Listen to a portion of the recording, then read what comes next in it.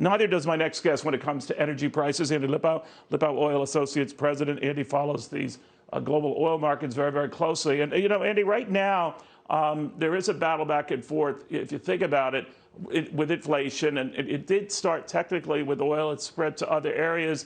Oil has been relatively stable of late. What do we make of that?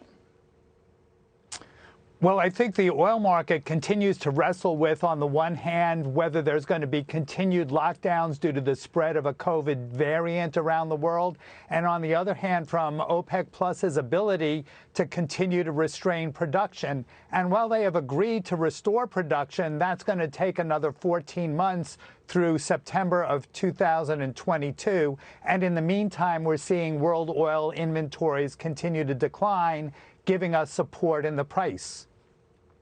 You know what's kind of weird, seeing as the administration started out, you know, putting down the Keystone pipeline that now finds itself, I wouldn't say hat in hand, Andy, but urging in the strongest possible terms for OPEC to, you know, ramp up production. Not so blatant as that, but clearly looking at OPEC to ease whatever pricing pressures could build.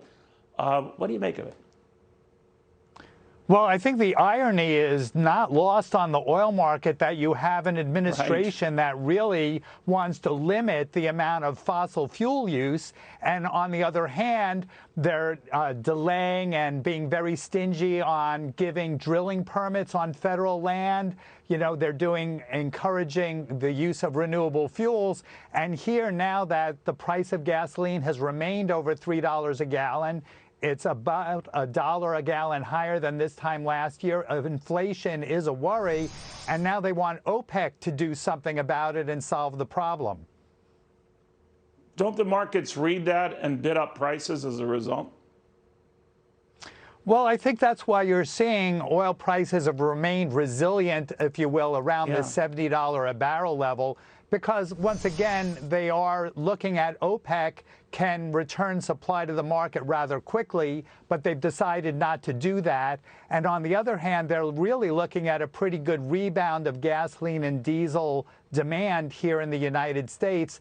And that's what we've been wrestling with over the last 3 or 4 months. Yeah, it's interesting. Andy, thank you very much. Andy Lipow, uncanny read of these markets, and Lipow Oil Associates president. He was on this from almost the first day of the administration, just telegraphing what could be coming down the pike.